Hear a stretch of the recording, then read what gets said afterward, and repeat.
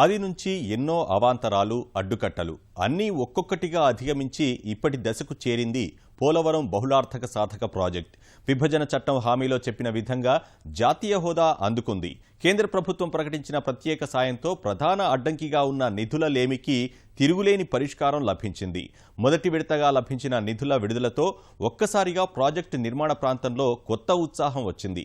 ఇప్పుడు ప్రాజెక్టు నిర్మాణంలో అత్యంత కీలక ఘట్టమైన స్పిల్వే కాంక్రీట్ పనులకు శ్రీకారం చుట్టారు. కానీ ఇవేవీ వాటంతటా అవే జరిగిపోలేదు.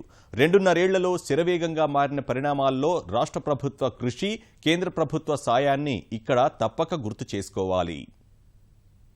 దశాబ్దాల స్వప్నం సాకారం చేసుకునే ప్రస్థానంలో ఎన్నో ముఖ్యమైన ఘట్టాలు, అడ్డంకులు, అవరోధాలు. వాటన్నింటిలో 2003 తర్వాత చోటు చేసుకున్న పరిణామాలు ఒకెత్తైతే 2014 రాష్ట్ర విభజన తర్వాత చోటు చేసుకున్న సంఘటనలను అంతే ప్రత్యేకంగా చెప్పుకోవాలి.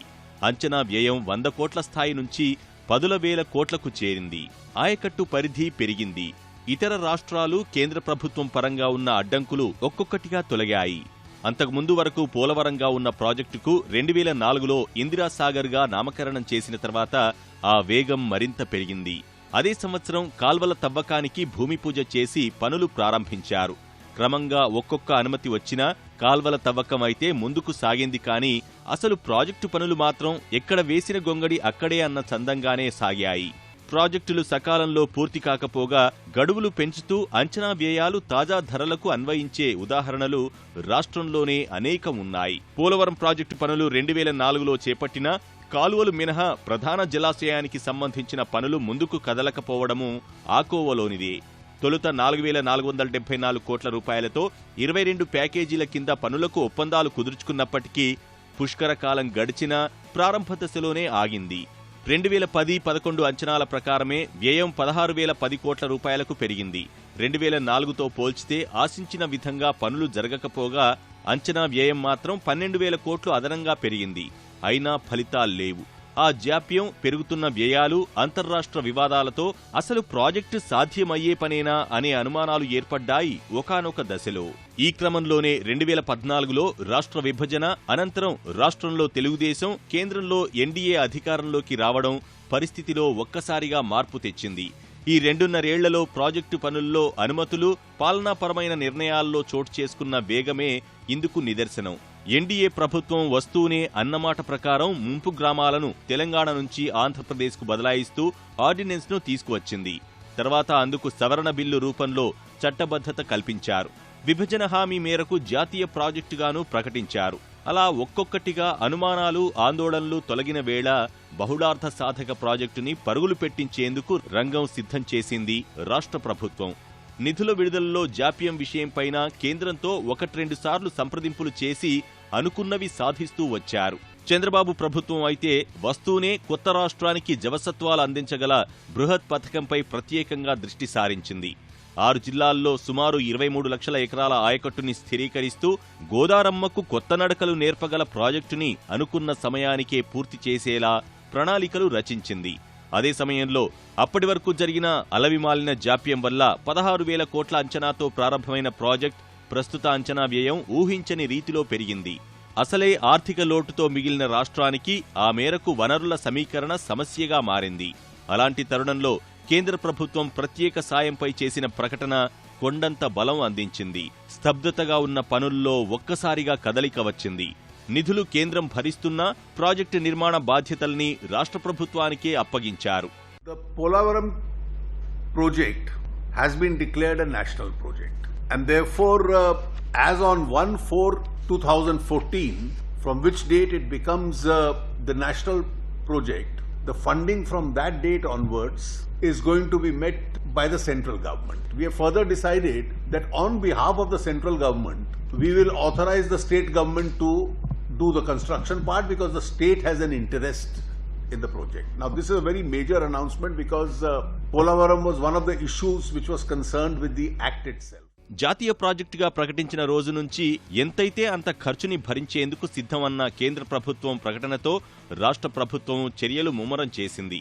ప్రతి సోమవారం పోలవరంపై సమీక్ష కోసం ప్రత్యేకంగా కేటాయించాలని నెలకోసారి క్షేత్రస్థాయి పర్యటనకు ముఖ్యమంత్రి చంద్రబాబు నిర్ణయించారు. ప్రాజెక్టులో ప్రధానమైన earth cum rock fill, dam, స్పిల్వేలను ముందుకు తీసుకువెళ్లేందుకు యుద్ధ ప్రాతిపదికన పనులు చేయించడం ప్రారంభించారు. విద్యుదుత్పత్తి కేంద్రం వద్ద 1,41,00,000 క్యూబిక్ మీటర్లకు గాను 59 లక్షల మేరకు మట్టి తవ్వారు. జర్మనీలో తయారైన అధునాతన వాహనాలను తెప్పించారు. 2015 నవంబర్లో స్పిల్వే పునాదుల కోసం ఉన్న కొండను తవ్వే పనులు ప్రారంభించారు. 2.5 ఏళ్లలో 14 సార్లు పైగా ప్రాజెక్టును సందర్శించి సమీక్షా సమావేశాలు నిర్వహించిన సీఎం 2018కి ఎట్టి పరిస్థితుల్లోనూ సర్వం సిద్ధం చేయాలని సంకల్పంగా పెట్టుకున్నారు.